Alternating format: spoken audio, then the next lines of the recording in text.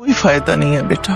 मैं तो सिर्फ फिजा को प्यार देने, पुरानी बातों को याद करने से अपनी रिदा को अपने साथ लेकर जाऊंगी, लेकिन अकेली नहीं जाऊंगी। मियां और अब्बू की तरह मैं भी मर गया।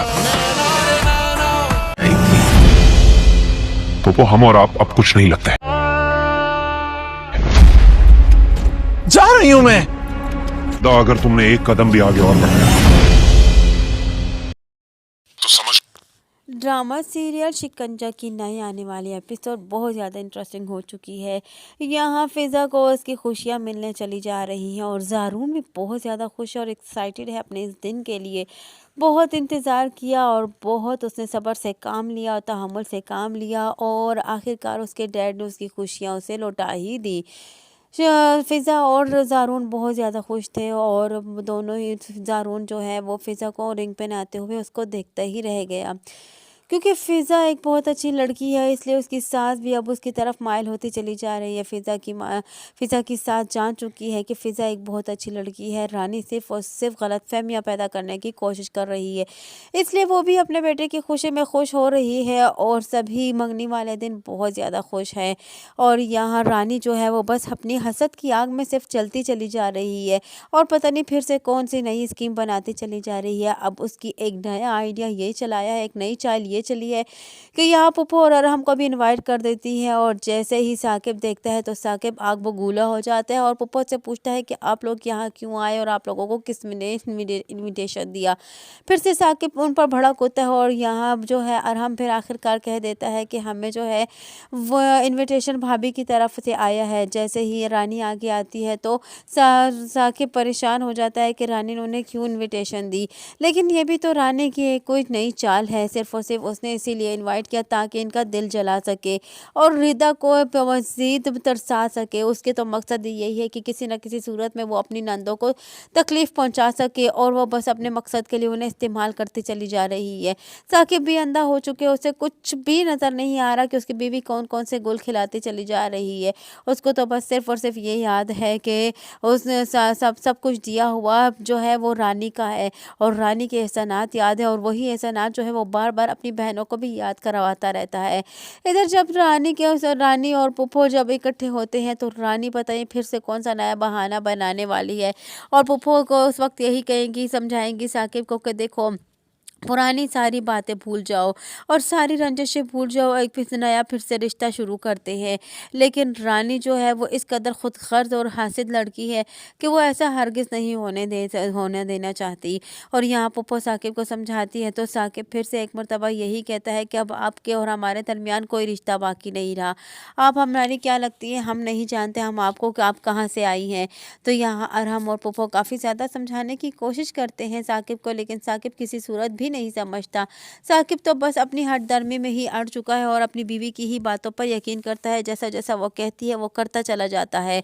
इधर बुपो जब भी आती हैं तो हमेशा रानी की वजह से और साकिब की वजह से जलील कर कर घर से निकाल दी जाती है, लेकिन दोनों बहनें खड़ी रहकर तमाशा देखती रह जाती हैं। लेकिन वो कुछ नहीं कर सकती क्योंकि वो जानती हैं कि उनका इस घर के अलावा और कोई ठिकाना नहीं है और अगर उन्होंने ज़रा से अपनी मनमानी की तो यहाँ रानी और साकिब भाई जो है वो इन्हें इस घर में नहीं रहने देंगे।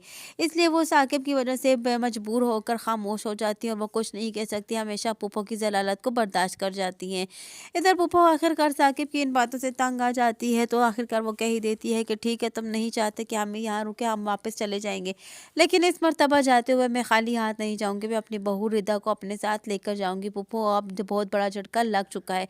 अब वो जान चुकी हैं कि हमारे बेटे की खुशी जो है वो सिर्फ और सिर्फ रिदा में है, इसलिए अपने बेटे की खुशी की खातिर वो कुछ भी कर सकती हैं और यहाँ तक के बार बार उनके दर पे आ जाती हैं और वो फिर भी जलील कर कर उन्हें अपने घर से निकाल देते हैं। लेकिन फिर भी वो अपनी दोनों भतीजों को अकेला नहीं छोड़ रही। वो अपनी हकीकत तो ये है कि वो अपनी भतीजों से बहुत ज़्यादा मोहब्बत करती हैं, लेकिन न जाने क्यों साकिब इस कदर अंधा हो चुके हैं, उसे अपनी पुप्पो की कोई भी मेहरबानी भी नज़र नहीं आ रही। हालाँकि यहाँ उसे अपनी पुप्पो को माफ़ कर देना चाहिए, क्योंकि हम इन बचपन से उनको ही पालते आई थी और अपने घर में जगह भी दे रखी थी। लेकिन एक गलतफ़हमी ने सब कुछ बर्बाद कर रख दिया, और ये सारा किया धरा ही रानी का है।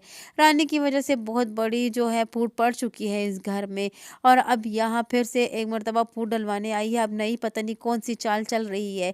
हालाँकि उसकी माँ उसे बहुत सोचा करती है और उसे मना करती है कि देखो, तुम अपनी कोई नई चाल मत चलना, तुम्हें ऐसा नहीं करना चाहिए। फ़िज़ा एक बहुत अच्छी लड़की है, लेकिन फिर भी फ़िज़ा रानी ने कभी ना सुनी है आज तक, और ना कभी सुनेगी। वो सिर्फ़ सबको अपना मातहत बनाकर रखना की कोशिश कर रही है, और सबके सामने यही चाहती है कि सब मेरे सामने नज़रें झुका कर रहें और मेरे ही फ़ैसलों को माने और मेरे ही हुक्म की पासबानी करे। लेकिन वो नहीं जानती कि हर इंसान अपनी मर्ज़ी से जीने का हक रखता है।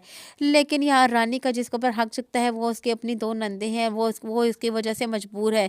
और लेकिन आने वाले वक़्त में वो भी जो है वो इससे उकता जाएँगी, क्योंकि ज़ुल्म भी एक हद तक बर्दाश्त किया जा सकता है, लेकिन जब वो हद से पार हो जाता है तो सभी ज़ुल्म के खिलाफ आवाज़ उठा ही देते हैं। कुछ ऐसा ही होने वाला है आगे जाकर, लेकिन पहले तो फ़िलहाल रानी की सारी चालें कामयाब होती चली जाएँगी। अब यहाँ जैसे ही रिदा जो है वो बढ़ने लगती है अपनी पुप्पो की तरफ, वो अगला कदम बढ़ाती है। हालाँकि वो खौफ़ज़दा है, वो डरपोक सी लड़की है। वो अपने फ़ैसले खुद नहीं कर सकती, अपनी ज़िंदगी को अपने तरीके से नहीं जीती, क्योंकि उसको यही डर लगता है कि कोई उससे नाराज़ ना हो जाए या उसे कोई कुछ कह ना बैठे, इसलिए वो खौफ़ज़दा हो जाती है और वो पीछे अपना कदम ले लेती है। यहाँ साकिब जो है उसे ये कह देता है कि अगर तुमने एक कदम भी आगे बढ़ाया, तो मैं तुम्हारे साथ कभी भी बात नहीं करूँगा। और यहाँ फिर रिदा वहीं पर खड़ी रह जाती है और उस पर सख्ता-सा तारी हो जाता है, लेकिन न जाने अब वो क्या सोच रही है और क्या फ़ैसला करेगी। क्योंकि पुप्पो का ये कहना है कि मैं अपनी बहू अपने साथ लेकर जाऊँगी, और अब वो यही चाहती है कि वो उसको अपने साथ ले जाए, लेकिन यहाँ रिदा जो है अपने भाई की वजह से मजबूर होकर रह जाएगी। रिदा जब खड़ी हो जाती है, तो यहाँ उस रानी जो है पीछे से कंधे पर थपकी देती है और हँसती है और मुस्कुराती है, और तंज़ियतन के शायद उसकी एक और चाल कामयाब हो चुकी है, क्योंकि वो जैसा-जैसा चाह रही है वैसा-वैसा हो रहा है और साकिब वैसा-वैसा करता चला जा रहा है। साकिब तो बिल्कुल अंधा ही हो चुका है। अब तो हम आने वाली नए एपिसोड में जानेंगे कि मज़ीद आगे क्या होने वाला है और मज़ीद रानी क्या गुल खिलाने वाली है, और क्या रिदा वाक़ई में आराम के साथ चली जाएगी या फिर वहीं पर अपने कदम रोक लेगी और नहीं जाएगी, क्योंकि उसे अपने भाई सबसे ज़्यादा प्यारा है। वो ऑलरेडी रानी की ज़्यादतियाँ तो इसीलिए ही बर्दाश्त कर रही है, क्योंकि वो जानती हैं कि अगर उसको उसकी भाभी ने धमकी दे रखी है कि अगर उन्होंने ऐसा कुछ भी किया तो वो बस उसके भाई को तलाक देकर चली जाएगी यहाँ से, और वो अपने भाई का घर ख़राब करने नहीं देना चाहती।